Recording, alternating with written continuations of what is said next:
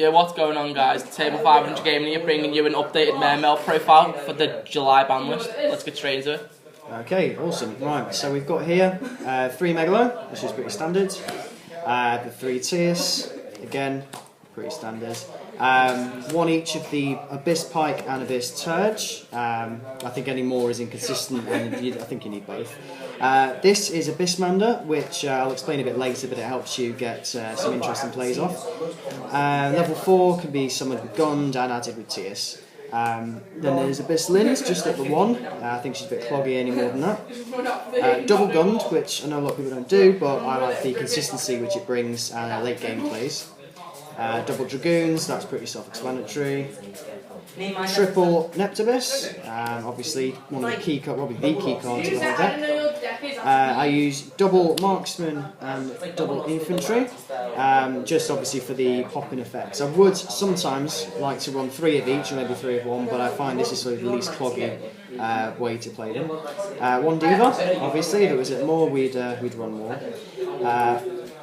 Mullen Glacier, great first turn plays, make the opponent go -2, and it's quite a beat stick just in general. Right, so we've got Aqua Spirit, which is just a handy little card. It's a water discard most of the time, but it can be special summons and give us some cool rank 4 plays, especially with Nordic being hit. Double Sea Turtle Kaiju, Gamseal, just really good in this format, and great for just getting over stuff that can't be targeted or destroyed or anything like that.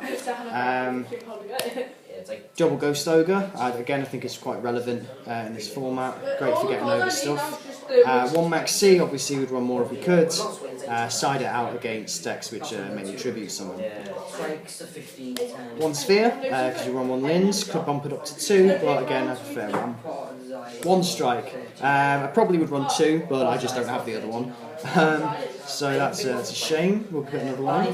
Double Moray, this is a fantastic card, which you can side out if need be, but it's just really useful for gaining consistency in a deck which runs mostly water monsters.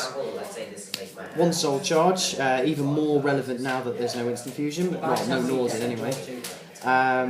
1 for 1, gets Neptibus out, leaves you normal summon free. Salvage, this is an optional card, a lot of people don't run it. I find it's useful for a late game if you draw Megalo and you've got 2 engrave. 1 Regeki, obviously. 1 Instant Fusion. You could run more and run Theseus, but I just like to use Red Fish and get a quick rank 4 play out. But apart from that, not really necessary. Upstar, and then finally the Equip spell. So that's the whole deck, pretty much. And then we have the extra deck. So the extra deck is, of course, we want Gaius first up. Great cards, fantastic to go for first with an Equip spell onto him. You put a Toad on board with that, and it's a pretty solid board to get over. Red Eyes, Flare Metal Dragon. Again, really powerful in certain situations, can't be destroyed by card effects, etc. And then the final rank 7, Big Eye, which is just very good in, again, situational circumstances. Then we have the True King of All Calamities. This is 2 level 9s. But if you draw into a Tiers and any other level 7, you can discard, you can add the Abyss Mander, which is the level 4 I showed you earlier, and that will, when it's in graveyard, it will banish itself, increase the level 7s to level 9, and they can go straight into this, and this is, as you know, incredibly powerful. Can make insane boards if you can get that out with a Toad. Right, then we have, of course, Bahamut Shark to get out the Toad, which leads me to the Double Toad. This Spider Shark was something I was trying out. It's an interesting tech, but I think that the second Bahamut, or maybe a second Dweller or a Theseus probably better than having this. So I think you probably want to change this for the second Bahamut, at least until Link format. 1 Dweller, and then we've got the Synchro, so we've got Trish. Fantastic first turn if you combine it with Mullen Glacier. Gungnir, which is the level 7, good for XYZ plays, and obviously destroying by discarding. Bryanak, well, that is incredibly powerful. Level 6, discard any number and return that many number of cards on the field to the hand.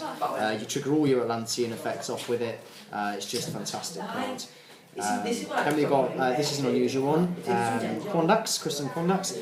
This card is really good if you need a level 4 to go into rank 4s. Again, without Nord, you need to find new ways of going into rank 4s, and this is a great way to do it with Diva and then an infantry or something like that. Tatsunoko, incredibly powerful. Most of your Synchro plays come from this, you can see it from the hand, and then finally the Rare Fish. And that is it. Okay, what's your thoughts on Norden getting banned then? What better things can you do? And what hurt? Surprisingly, Norden getting hit hasn't hurt us as much as I thought it would do. It's actually made it easier for us to go seconds. Like when we're choosing, I often prefer to go second now and go for the OTK plays. Obviously, it's opened up more opportunities for male players to be creative with the decks and inventive. As I said before, I've put in things like, obviously, you've got Rare Fish, Crystal and Quandax. You're looking for ways to do new rank 4 plays, quickly and things like that. I find that I can still go into Toad and things like that first turn quite easily still without Norden. The only downfall is obviously the late game plays. You can't just draw into Instant Fusion and then win because you've drawn Instant Fusion, which is a shame. But, I don't think it's affected that too badly either. Okay, thank you for your deck profile. If you enjoyed this video, don't forget to like, comment and subscribe.